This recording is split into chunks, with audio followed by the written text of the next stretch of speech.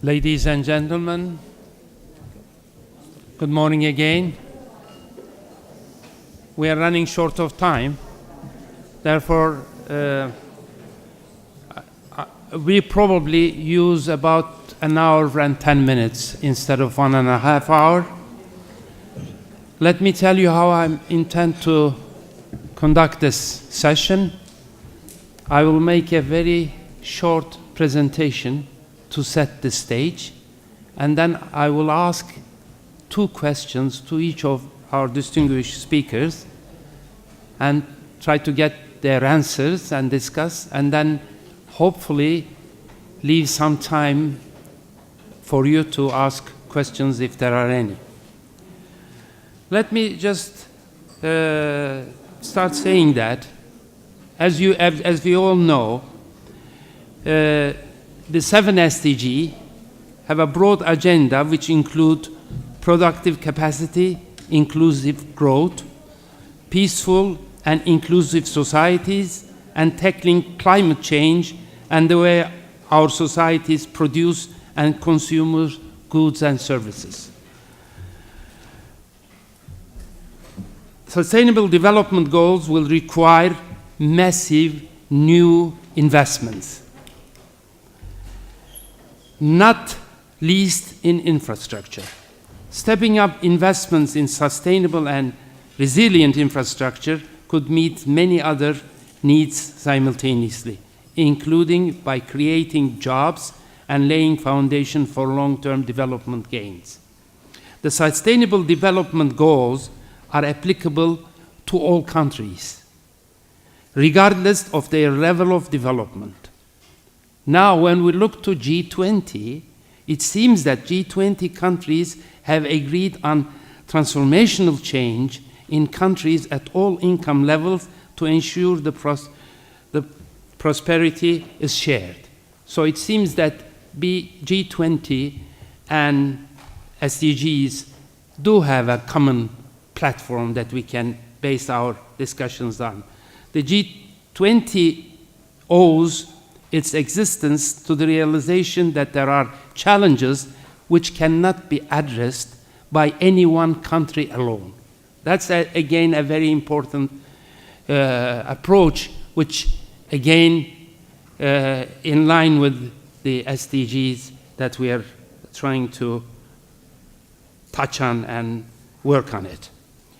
So the big challenges like climate, like violent conflicts and security, refugee crises, they generate an unsettled global economy. The threat of contagious diseases and deadly natural disasters need collective action. The G20 can help generate and resolve this problem and help SDG.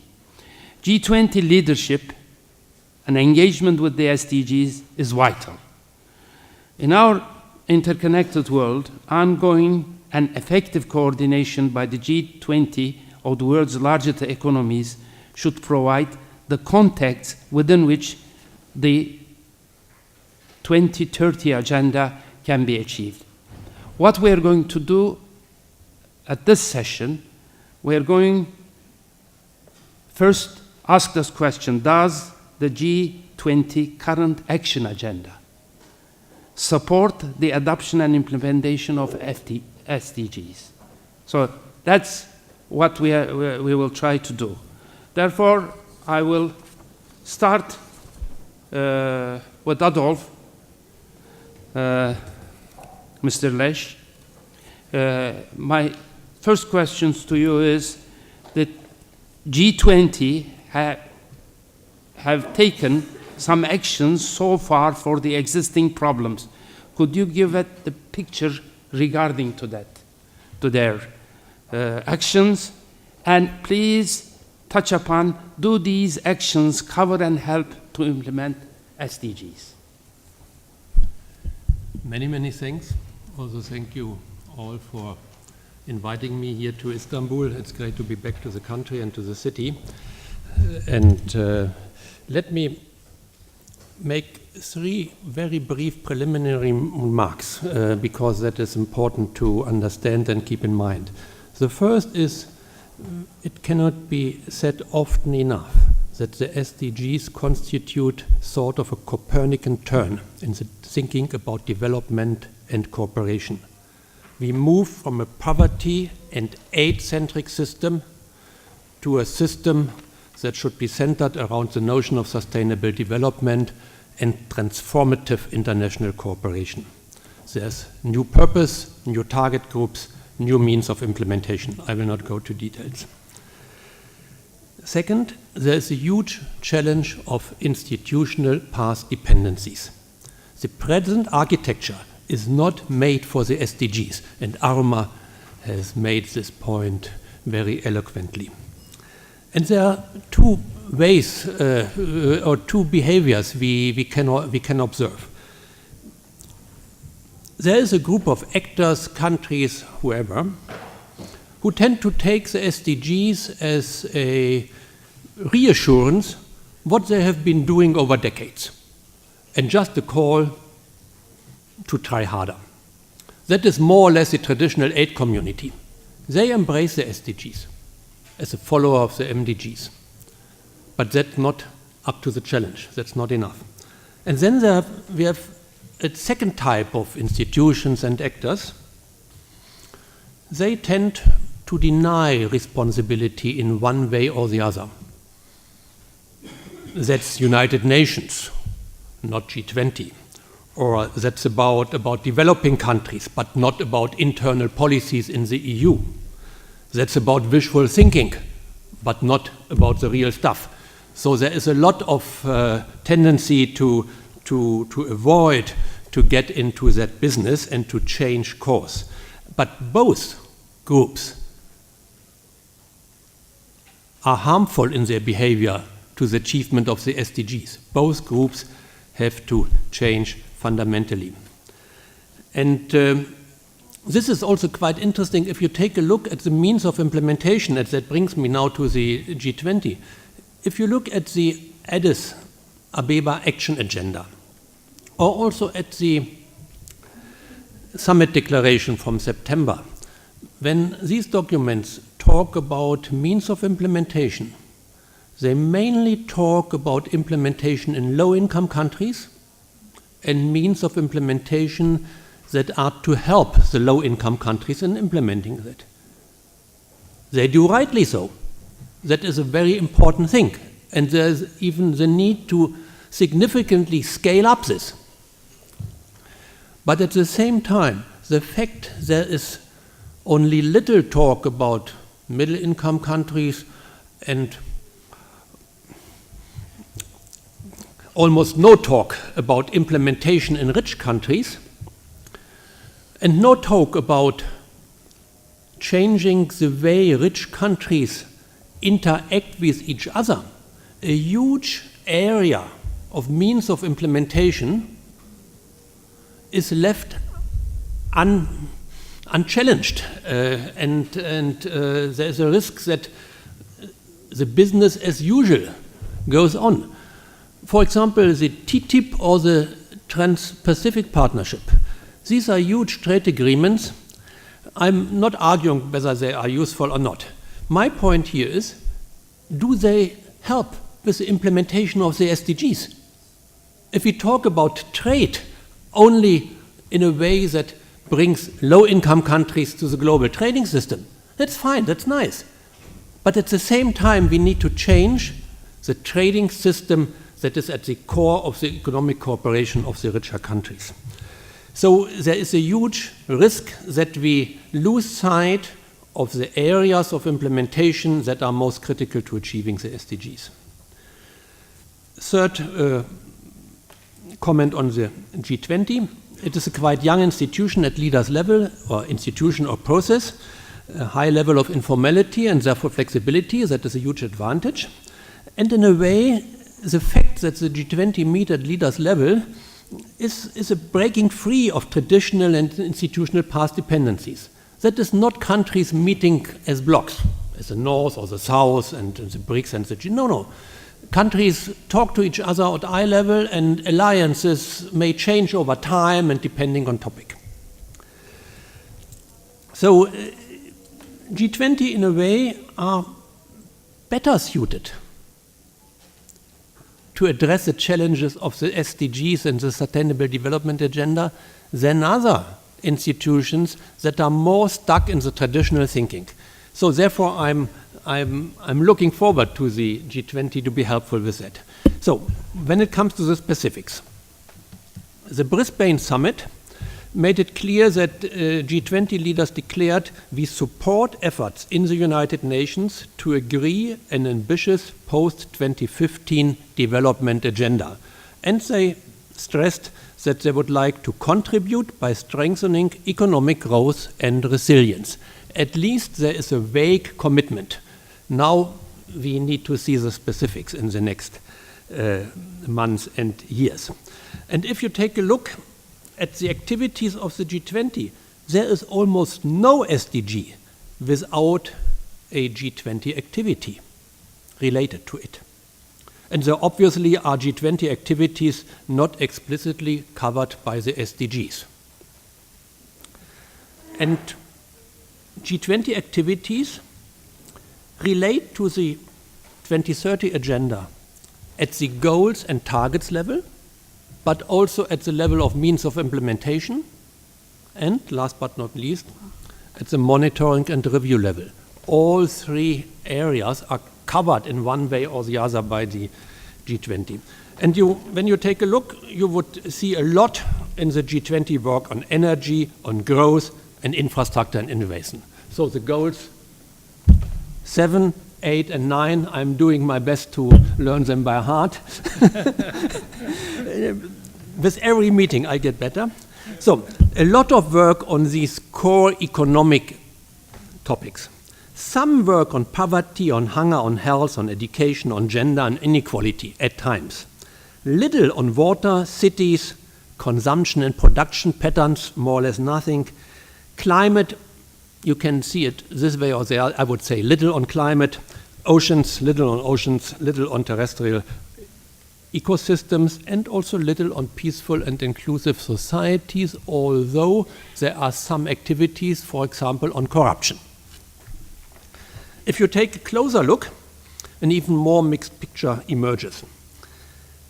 Some of the G20 activities are geared towards domestic implementation in the G20 countries, rightly so. Some towards implementation in non-G20 or low-income countries. Some at the international and global public goods level. And some, and that is interesting, some G20 activities have explicit, quantified and time-bound targets. Something others can learn from. And these are, in very few instances, even more ambitious as you can find with the SDGs. The one is a growth target. There's a target to add 2 percentage points of growth. There's no quantified growth target in the SDGs. There is a target and it's time-bound. Then there's an interesting target of reducing the gender gap in the G20 countries by 25% by 2025, bringing 100 million women into work, into jobs. And there is a commitment to reduce the remittances costs to 5%, also quantified time-bound target. And as I learned from the media, Antalya is to commit to increase youth employment, not unemployment, youth employment by 15% by 2050. That is also quite ambitious target that goes beyond the targets encapsulated within the SDGs. So there is something, but in most instances, G20 commitments are less specific, less ambitious compared to the SDGs. And when it comes to the means of implementation, there's a lot of G20 activities in various fields: financial inclusion, remittances, energy technology, fuel subsidies, corruption, ODA, climate finance, trade, aid for trade. Some are ambitious, some vague, seldom quantified and time-bound. But with the monitoring and review mechanisms in place within the G20, there's a very good starting point that could connect G20 work to the SDGs? So your other question was, do these actions help to implement? I think we stop here. We'll Okay. stop here. Later on, I'll come back to you. Thank you very much. You have set up a very, very interesting platform for us to discuss further.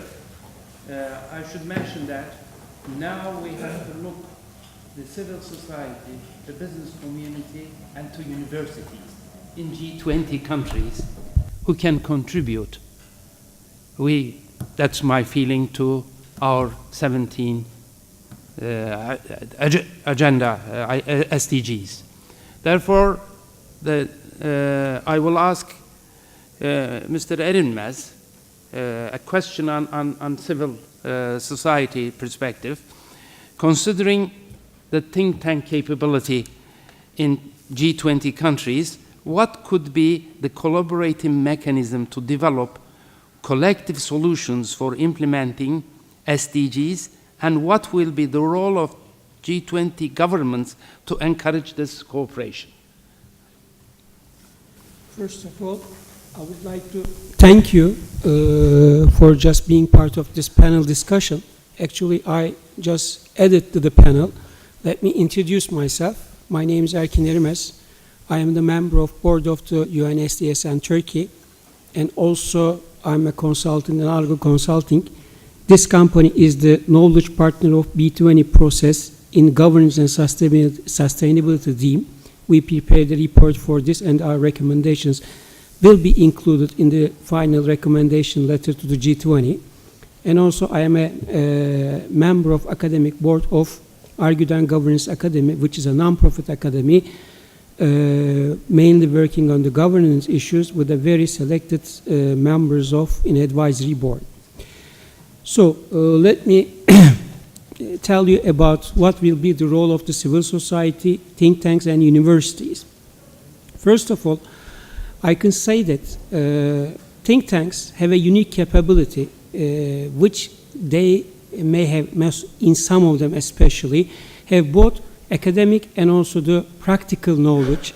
So they can bring all these knowledge together to find a collective solution for the issue. Academics have purely academic view. Sometimes it could be too theoretical to implement. However, when those two issues bring together, you could find solutions. And so that could be a big platform to bring together from different perspectives of people from universities, business, government, and discuss the issues to find a solution where everybody could be part of it and accept it. The second issue is that universities are really critical because universities are just spreading the knowledge and also innovating, especially in the technical and even social terms. So bringing this know-how to the business and the government will help the implementation of these goals. Actually, I know that UNSDSN have started some initiatives, maybe from India, starting from India, especially all these online education training systems to spread this knowledge and educate people to achieving these goals. And one more thing I would like to say, civil society is also very important because all these actions will affect people in the society.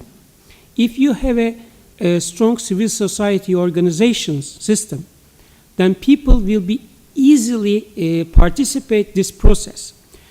I can say that, for instance, I consider OECD in some kind of a think tank capability. And when you look, and during this Paris meeting, we had a workshop where the head of regulatory department, Nick Malishev, attended our meeting as a panelist. What he said is really important. Actually, OECD, when you look at the OECD's documents and recommendations, you can see that this inclusive and participatory mechanisms already defined in all these documentation. But the implementation by the government is limited. When you look at all these documents, you could see that civil society's participation to especially regulation making or maybe policy development process improves the quality of the all these regulations and policies, and also it makes easier them to understand the impacts, like by making impact assessment analysis before and after the implementation. And ILO, International Labour Organization, behaves in some manner as also a think tank, because they are making researches on what will be the case for the labor issues in the future. And what are the current trends, what are changing trends from today to future.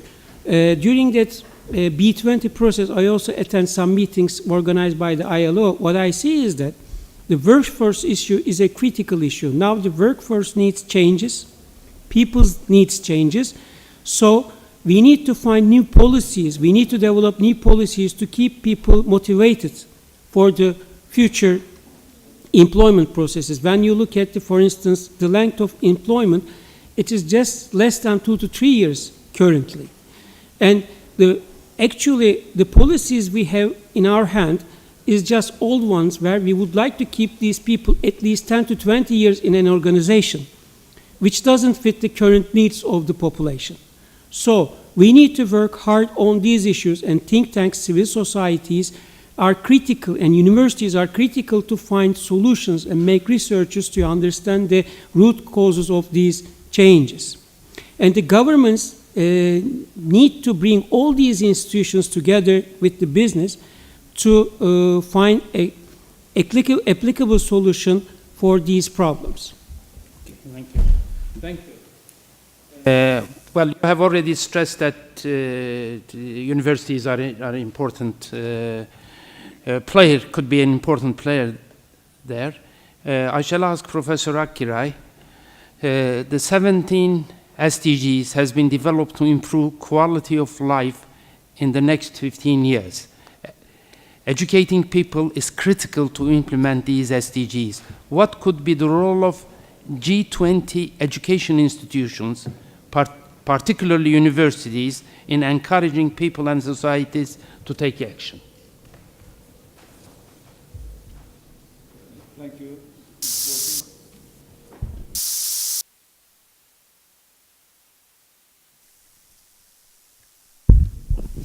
Okay, thank you very much.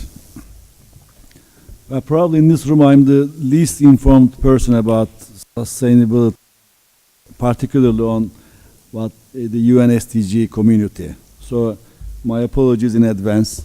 And whatever I say will be either very wrong or very right. It can't be in the middle. I mean, I read some papers and some documentation, and this in the morning, listening to Professor Sachs from your talk particularly, I got the picture, so to speak.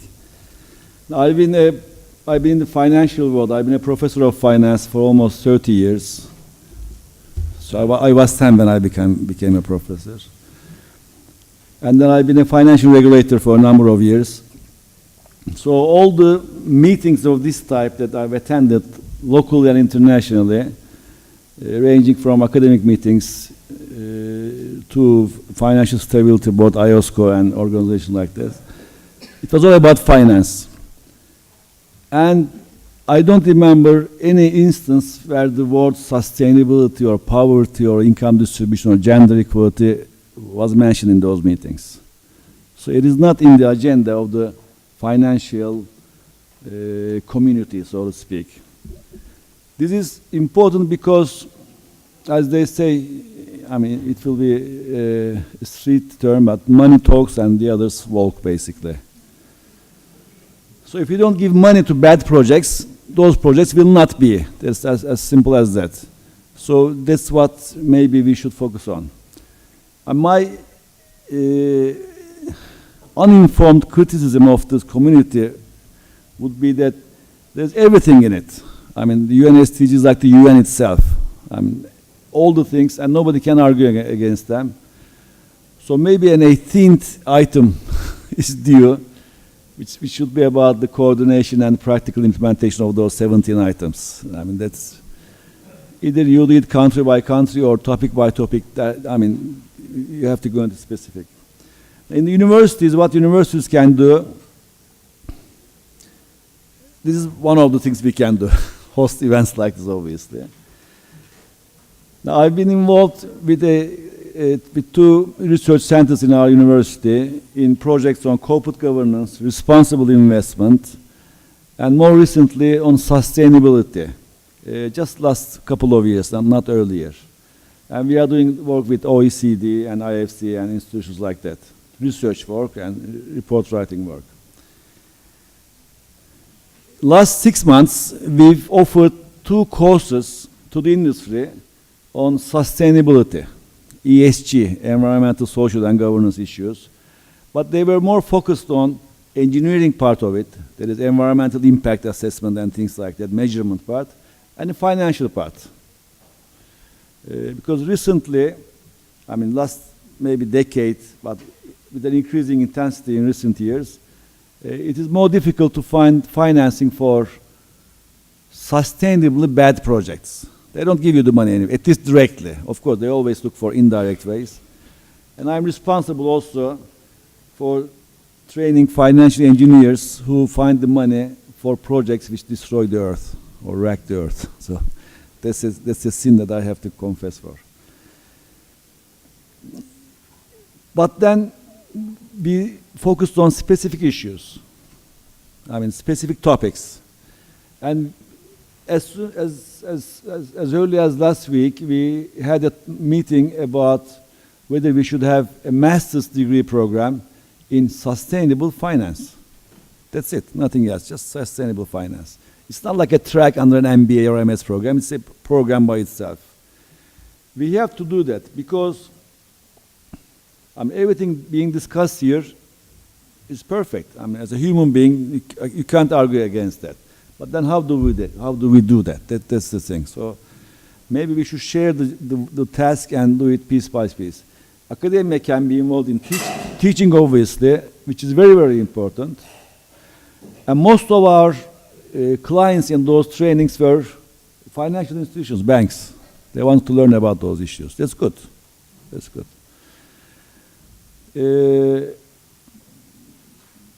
But then to be practical, I mean, since I'm an academician, so I'm free to talk any nonsense that's possible.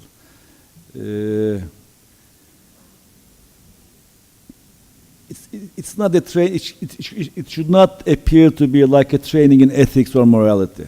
I mean, when we tell people, you do this for your kids, for the coming generations, for the earth, everybody believes in that, but they don't do anything about it. It's always somebody that has to do it for me.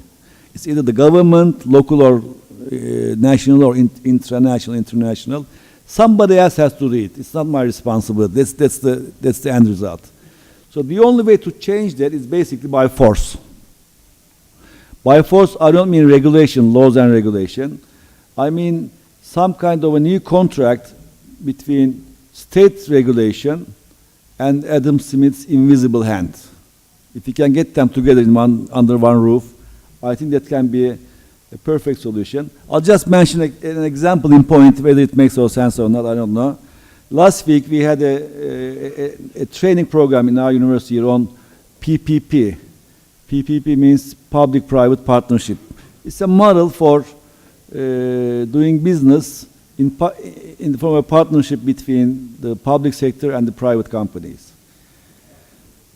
Now, when we were going to training, the idea came to our mind. The public side, the government, the state, the lawmakers, the regulators, must not be financial or business partners in such platforms. They should be engaged stakeholders to be watchdogs on issues that we are talking about today. Environmental, society, so on and so forth. Because if the state makes laws and regulations, they are often ineffective. It doesn't work. It certainly doesn't work in the financial industry. Believe me, you can make it illegal to give any money to a project which just cuts one branch of a tree. I mean, death penalty. Financial engineers will find a way of doing it in a legally okay way. You can't prevent that. Okay? So that, force through regulation doesn't work. Okay? But enforcing through being an active, engaged stakeholder in those projects. That is, if you don't do it this way, You know, you get a note in the meeting. You get a no. You can't make the decision. That's more effective. So maybe in the financial community, academic or industry, we should focus our attention, do more research in designing business models which are acceptable financially and which are also enforceable for the purpose of goals of sustainability. That's the only way. You cannot force banks to behave one way or the other. You cannot. But if you partner with them in some business, they have to be good with their partners. I think that's a soft approach. Your attempts, in my view, may be more successful. Okay. I mean, always it will be ideal to have a WTO of sustainability, but I mean, World Trade Organization, which have some international legally binding or somewhat legally binding rules to enforce. But we don't even have a WTO of finance. So when you say sustainability, you will get a big applaud, but no support, I think. So working indirectly as a smart businessman, as a smart stakeholder, especially on the public side, to educate and discipline the private sector, I think is the most effective way to go in today's complex environment, in my view. And universities can be active in producing at least 100 stupid ideas, but if one of them turns out to be good, that will be our contribution. Now we will come to a second question. Mr. Lash, what could be the action of G20 countries for SDGs that have not been covered with current action agenda? How this could be improved? Do we need a separate work stream like SDG20 or anything like that? Thank you for this question and also for the very, very important comments made by the other panelists, and I will take it up and link it to the question. Obviously, it is impossible that everybody of us does everything. So what we need is an architecture in place that helps the individual actor to behave in the right way. And therefore also the G20 is quite important in that context, because the G20 set the stage. From that, very many work streams emerge and very specific jobs are taken up. So the mindset has to be right at the very outset, so to speak. And in your first question, there was also the notion, does the G20 activity help with the present SDGs? As I said, they help to a certain extent, but I would like to mention that they could also be harmful to the SDGs. For example, if you pursue the growth goal at the detriment of the environment or by increasing inequality. So you cannot take just one goal and go for it. You have to think of the others. And the second, and that is even more practical and related to the other interventions, there's a huge emphasis by G20 on infrastructure investment. It is necessary, rightly so, and it is necessary to frame it as investments in sustainable infrastructure. Otherwise, we will see what has been mentioned before, a lock-in in technologies that are not up to the challenge of the next decades. So the G20 is doing some positive things, but needs also to check whether all the present activities are conducive. So what should G20 leaders actually do? I think the answer would not be that the G20 at large is to cover all the 17 SDGs. That's the wrong way to proceed. And I would also say a proliferation of issues, today a little bit there, a little bit there, is not the way it goes.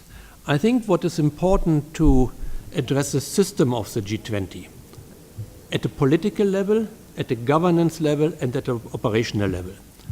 At a political level, there is still need for the group to commit as a group to the SDGs. They have agreed to the SDGs individually in New York. But to bring the SDGs into the G20 work streams requires a commitment by the leaders to implement them in their own countries, but also to implement them jointly in their global endeavors. And there are three members of the G20 who followed the Swedish initiative to bring together world leaders to push for the SDGs. The Swedish did this initiative, and this is the President of Brazil, Dilma Rousseff, the President of South Africa, Zuma, and the Chancellor of my own country, Merkel. And I do not know whether they will go to Antalya and say, well, we committed with the Swedish government to do at every instance campaigning for the SDG. But I hope they do, and they live up to what they committed in New York. So there is need to have a political commitment that is not sidelined to the development agenda of old. There's a huge risk if the first mentioning of the SDGs would be under the heading development and low-income countries. No, it should be at the very first paragraph of the declaration. I have not seen it. We cannot influence it probably, but at least we should say it. Secondly, the governance level. The governance means the institutional architecture of the G20. There are many work streams, but are these work streams and these institutions up to the new requirements? I would say not in every case. Take, for example, and that is your question, do we need SDG 20? There is a development working group. The development working group is dealing with development as it was framed by the MDGs, and it is helping low-income countries.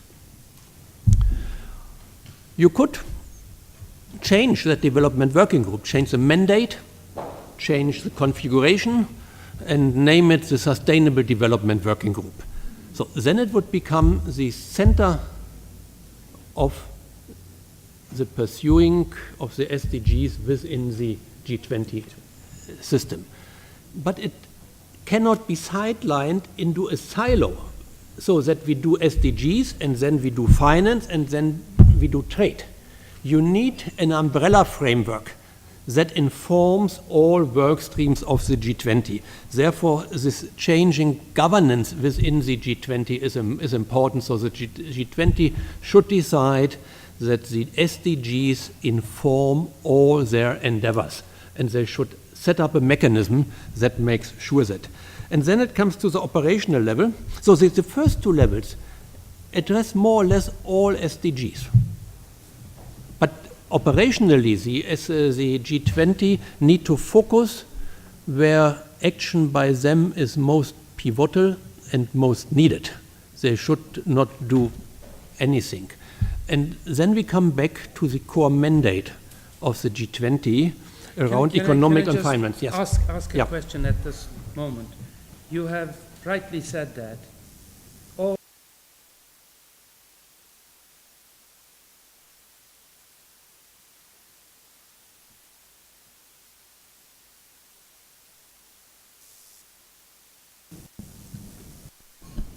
okay, that's all. No, the question, it is not that I saying they are not to approve it as a group, but it needs that they prove it as a group, that they embrace it.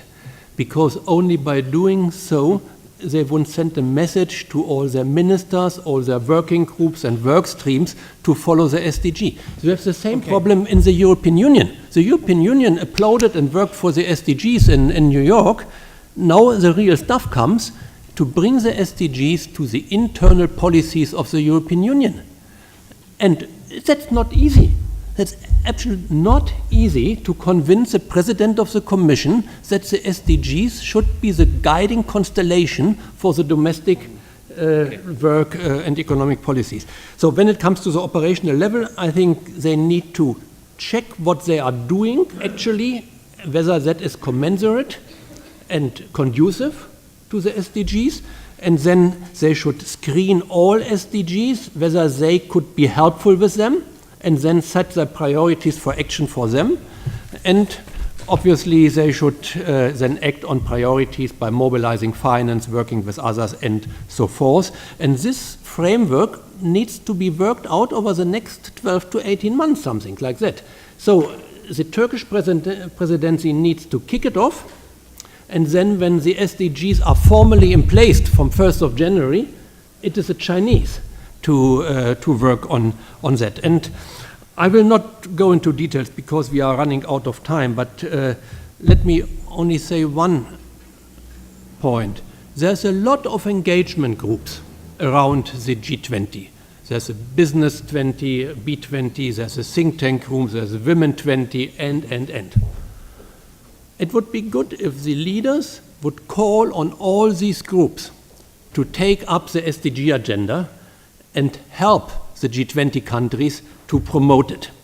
So ask the think tank group, as they might ask us, to help with the implementation. Ask the business people to realign their way of doing business with the agenda. So political leadership is critical at this moment. We do not need the detail. We do not need the sectors for the moment. We need the basic commitment to follow this through. Thank you. Thank you. Well, I should have mentioned right at the beginning that we will look from the general perspective. That's what Mr. Lesh has put on the platform, and look into civil society, business, and universities. So let me ask the second question again to Erkin, and ask him the role of business and civil society in G20 countries in adoption and implementation of SDGs. Actually, this is really important because business is part of this all these process. And when you look at these all 17 goals, you see that, as Mr. Sachs told, they are all interconnected in some manner. But during the B20 meeting in Ankara, there was a person from the Brookings Institute. What he said is that all these SDGs are really important, but the critical issue is that we need to change the mindset. Because we are thinking in the way we did before, but we are trying to find solutions for new problems. So this is a critical issue, and this is the case for business as well. And World Business Council, which I was part of before, actually working on how those goals could be translated to the business goals. And they worked on all these SDG Compass issue with UNGC and GRI to just operationalize how this could be transformed into the business life. But the critical issue is that for the business is the actually value-driven issue. So if you create value for your stakeholders, mainly shareholders, then that could be an area for investment. When it comes to investment, there is another big issue, because currently funds who is financing the businesses or investment companies do not care much about the sustainability issues, as Mr. Akkiray told.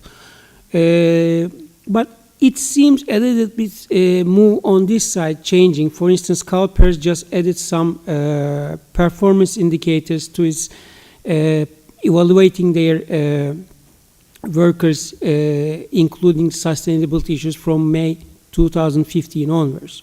So there seems a little bit change in the business institutions' thinking, but it will take some time. The critical issue is that how these SDGs could be transformed into value for the business. This is the critical issue. But there is another trend in the world which is symbolized by the integrated reporting, integrated thinking. Because it seems that in the short term you can create value, but in the long term you distract value, and this distraction will cause your business to lose business itself.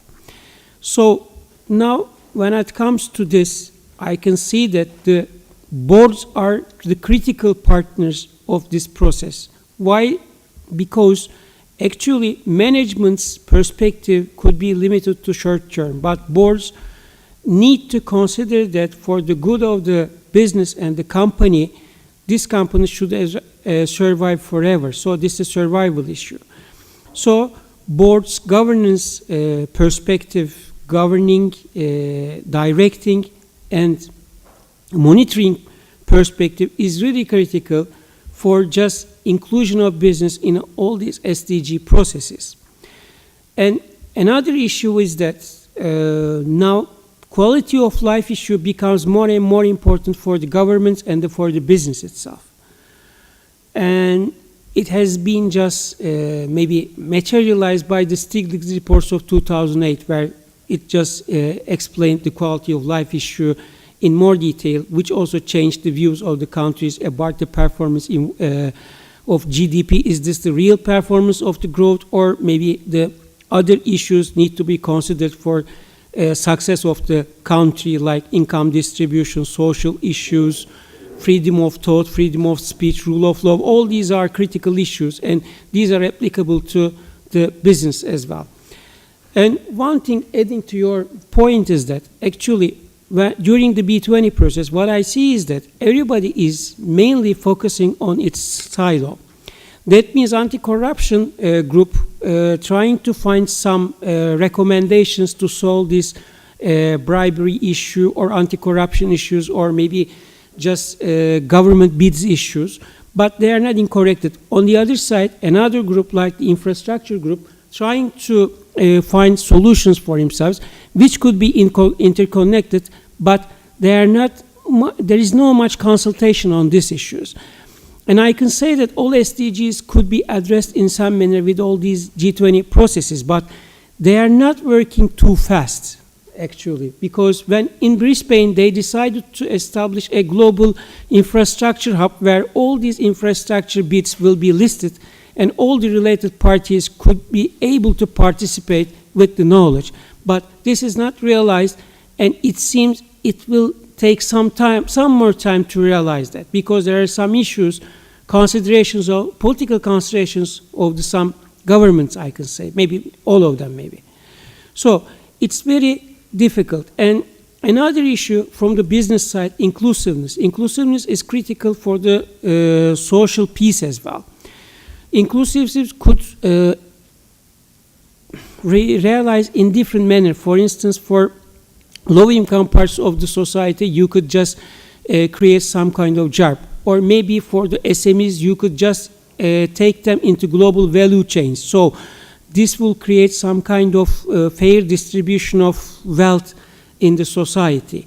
But all of these are new mindsets, and I think it will take some time to adapt in the business side, like in the government side. I hope in 2020, maybe we could be talking more positive things about all these issues from the business side. Erkin, let me remind you that there will be a business session in the afternoon, and there will be some companies from Turkey will explain how they look and see the 17 SDGs. Thank you, Erkin, for your comments.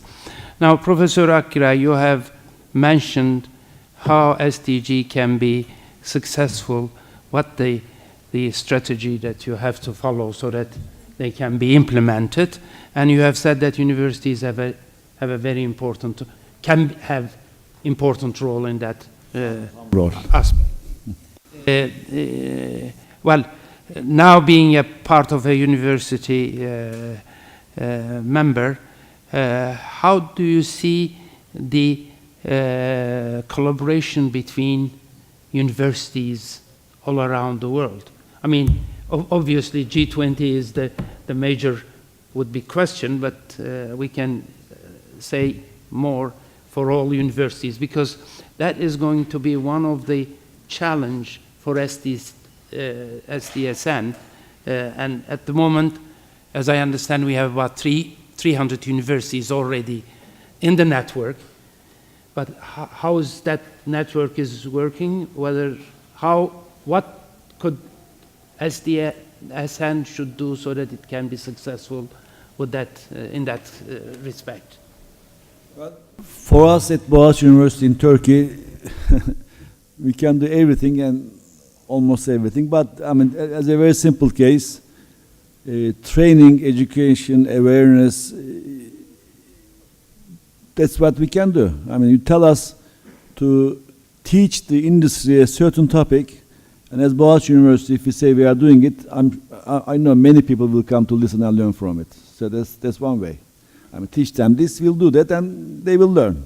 That's easy, but universities should not be overstated. Because of the following thing, I mean, as Erkin mentioned, you can have a board of directors in a company of, let's say, X number of very good people, individually highly ethical, highly knowledgeable, experienced, long-term view and everything, individually. But then when they get together, as a group, they can make the worst decision, the most unethical decision in the world. That's the curse of group work, maybe, or teamwork, I think. So G20 and EU and other groups are also like that. Plus, we should not read too much into G20 or EU, believe me, because think of G20, the total GDP of G20 members, if I'm not mistaken, makes up about 85% of the world's GDP. More than 70% of the world trade. And more than half of those two numbers is US plus China. So basically G20 is G2 plus a few others. I mean, that's it.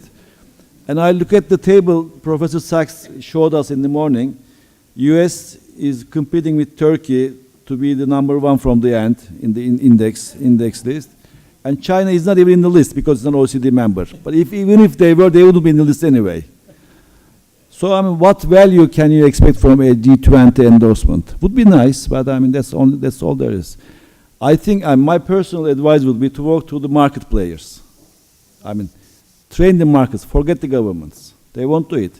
No politician, in his or her right mind, would argue against the SDG principles and walk, comfortably in public. But then they wouldn't do it individually or nationally. But G20 and EU can do it very nicely because nobody will be responsible at the end. And plus, in places like G20, if you walk through the right channels of decision making, I'm sure you can have them endorse almost anything. That's possible. Plus, from the presentation of Jeffrey in the morning, I got the impression that most of the positive developments we've seen over the last 20 years or so are not because governments and policymakers were good in SDG issues, because the world developed that way. And China became richer, so poverty came down globally because you're talking about 1.5 billion people. I think you have to break down, at the end of the day, today's world is 90% private sector economy, so I think we should work through the private sector, the market forces. Find some relative of Adam Smith and convince them of the nice thing about SDG. That would be more effective. Because even if governments, all of them endorse these things, it will have to go through the market anyway. So forget the governments, go through the market, I think. More practical, maybe. Thank you. Let me, well, we have completed the discussion, but let me ask my friends here. I'll come back there. All right. Yes, please. Yes, please. Please. It's a great discussion, and I wanted to enter it at a couple of points. First, what Professor Akin said. Said about finance. There was a very interesting full page of the Financial Times yesterday on infrastructure financing. And it was interesting that the world's largest money managers were saying, we can't make this money move. We know that there's a big infrastructure gap, but we can't move it because we don't interface properly with the governments. This was in the United States in particular. So BlackRock, which has how many gazillion dollars under management. But they were talking about a real institutional failure.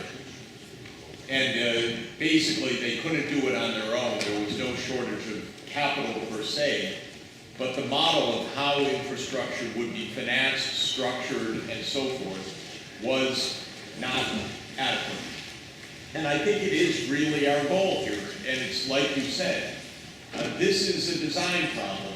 And we know that at some level, the money for all of this is there because as Guido has just finished a paper looking at what the potential incremental costs would be to move resources to close gaps. And it's maybe 2 to 3 percentage points of world GDP per year, $2 to $3 trillion per year, incremental, out of a $100 trillion world economy. So it's there. Of course, moving $2 or $3 trillion is not trivial, but on the other hand, it's also not fundamentally breaking the bank because it's 2 or 3% of GDP. Now, what stops this from moving? Of course, some of this is moving water uphill because it's against market forces.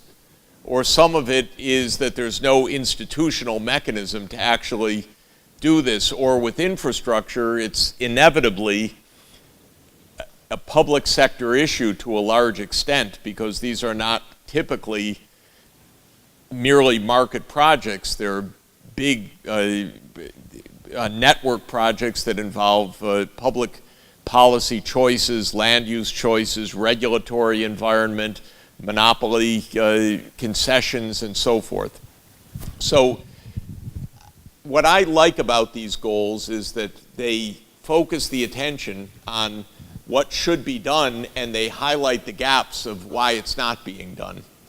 It could be that the gaps are political or social or ignorance or lack of awareness, or it could be that it's solving a fairly complicated institutional set of problems, or some combination of all of those. And I do think that the role that you identified of having 100 solutions and one of them will work is a very good one.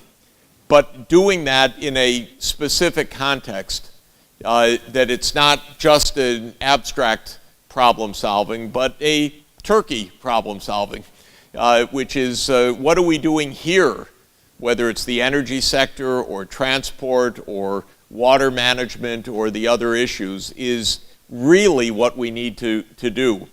And yesterday I spent a couple of hours with a senior Wall Street person who was basically also saying, we don't know how to do this.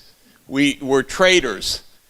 We know how to value assets. But building these structures, that's a little different. That's my idea of what good finance is, by the way, is not just valuing assets and trading, but actually building a new industry and getting the resources to it. So I just wanted to highlight that point. Second, 2 more quick points. Second point, the MDGs played a role in that poverty reduction. So it's not that it just happened. I watched it day by day for 15 years. Some things would have happened anyway. But it's amazing, even in China, where you wouldn't imagine that they'd even know what this is, by the way, because it's running 1.2 billion people. They were very conscious of the MDGs in certain areas. And ministers said to me, you know, that made it possible to put through this legislation because they were Millennium Development Goals. I was surprised, to be quite frank. Last week I was in Beijing. The Deputy Prime Minister spoke to a regional meeting of Asia-Pacific education ministers. She started her speech 15 minutes on the Sustainable Development Goals. These are China's goals. Again, I was very surprised. I didn't write the speech. So somebody in the Ministry of Foreign Affairs probably wrote her speech, but they take that as important in their messaging in Asia. Good sign. And not outside of my experience on this, that this makes some difference. And then specifically, I could mention many projects that were done at a scale of tens of hundreds of millions of people, disease control and so forth, that were directly the result of having these goals. So I wouldn't say it's all that the markets did it or not did it. It's a mix. Markets, without the markets, no way. Without the technology, impossible. But without the goals, lack of interest in certain sense. So that would be my second point. The third point on the G20 role. I do really agree with Adolf that the institutionalizing it in the G20 makes a difference, because what does the G20 really do? It meets once a year at the head of state level or head of government level, and then it makes assignments to the World Bank, OECD, IMF to do reports. Those reports actually become the work product. And so it's not that it's a complete shell to have a meeting once a year. It's actually, it is institutionalized, not as a G20, but in the assignments that are given out. And those are the only work products that get done, actually. And then they come back, they're reported, they're adopted, and so forth, and somehow the world stumbles forward this way. And if we could get goals into that process in a serious way, then those institutions would jump to attention and know that's what we mean. So in this sense, I really concur that the G20 isn't just 24, however many leaders coming together for a meeting, in which, by the way, they almost never discuss, well, that's not quite true, but they generally discuss security issues, which is really their favorite subject. But they do have sessions on all these other things. I've been to all of the meetings. And so they really do have an agenda, and they really do talk through economy and other things, even though what they really like to talk about is security. But the point, I would say, is that getting it onto the formal agenda actually moves things forward. So I just wanted to add that to the discussion. Contributions. Let me ask to my friends here if you have any final comments so that we can go and get questions. I'll just give a couple Jeffrey's arguments. I agree with them. He said it. The second point was better said than I could. That's what I meant, actually. Now, as of the end of last year, more than $21 trillion worth of assets under management have some kind of an SDG-related mandate, ethical, social, governance. So there's some good developments, and that's market-made. Probably through awareness raised by reports by OECD, World Bank, UN, and so forth. That's good. In China, the Shenzhen Stock Exchange, which is the biggest in terms of number of listed companies, but the third in terms of market cap, they had thousands of IPOs until last year. They have problems these days, obviously. But that was the process. This was the process they had. They had small companies. They trained them to become more institutional, more suitable for a public holding. And a good portion of the training, I know their training templates, is about sustainable growth and development in Shenzhen Stock Exchange. And out of those companies, I'm sure some superstars will pop out one day from China. The small technology startups mostly. And they are being trained in issues like financial reporting, corporate governance, and sustainability. In China, Shenzhen Stock Exchange.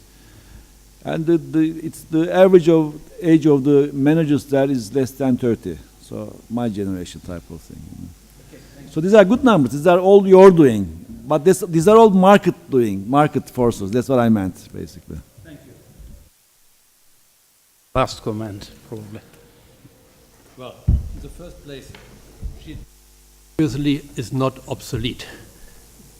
There's a lot of issues where G20 made a difference. So the issue is whether the G20 attaches its importance to an issue. And if it would not take it up, that would be a very, very bad message. Second point, when it comes to sustainable investments, and the point was made by Jeff, there is a gap in the institution. There's some missing links that help this money move. And as I learned from participation in a Beijing meeting, there is talk of setting up a G20 Green Finance Task Force. And this initiative is supported by the People's Bank of China and the Bank of England. And they are dealing with this issue, how to move the financial system into the right directions. And obviously, as it is necessary with financial regulation in the old sense, you need some regulation, some incentives to look into these issues and to induce this change that is necessary. And a third point is, and Jeff mentioned the Chinese commitment to the SDGs. I think it is important that leaders not only to commit to act as a group, but also to commit individually. We all know that the summit declaration said that is not legally binding. It is voluntary to take part in the monitoring and review.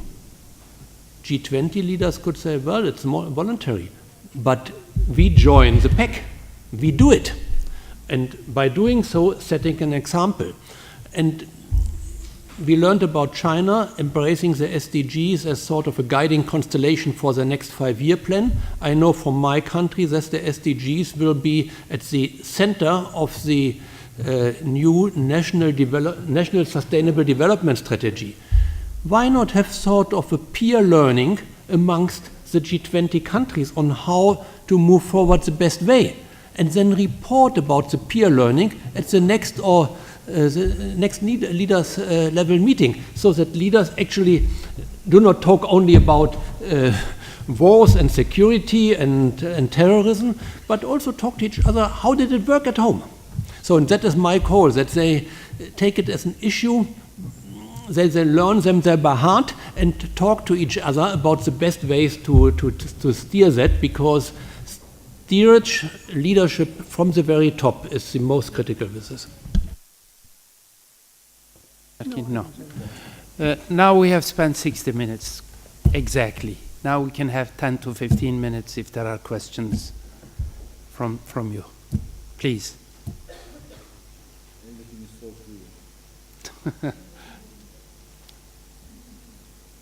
Well, everything seems very clearly explained. Right. Okay, thank you. Thank you, friends. Thank you. Thank you. Thank you. That's great. Yes.